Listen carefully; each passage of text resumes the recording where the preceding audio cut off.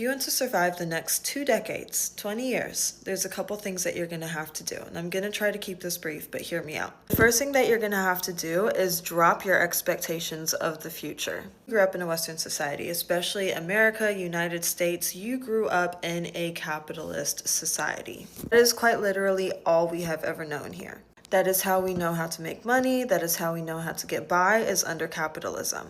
But the fact of the matter is, capitalism is crumbling. And a couple years ago, I probably would have been labeled as a conspiracy theorist for saying that. But now it's very much more within the general conscious that this is a fact. With that being said, you're going to have to adjust your expectations of the future or potentially get left behind. This takes me to the second thing that you will want to do in order to survive the next couple decades. You need to be working on your analog skills. The future is going to be for the people who can provide a palpable service to their communities. This is going to be how a lot of people end up getting by, because currency, as we know it, is about to change wildly before our very eyes. But you know what never goes out of value?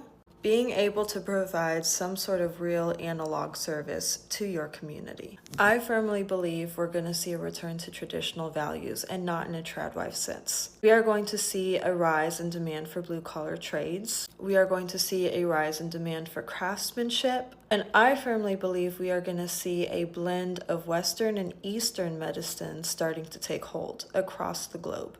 As the Christian church as an establishment is crumbling as well, we are going to see more and more people looking for either mystical or spiritual guidance of some sort. We are about to see a massive push for literacy.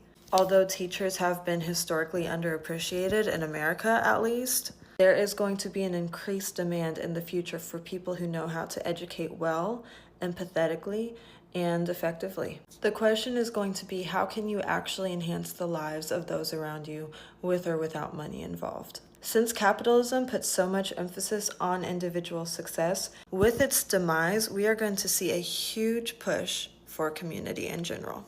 Those are my general tips for if you want to survive the next 2 decades. Best of luck. I will see you next time.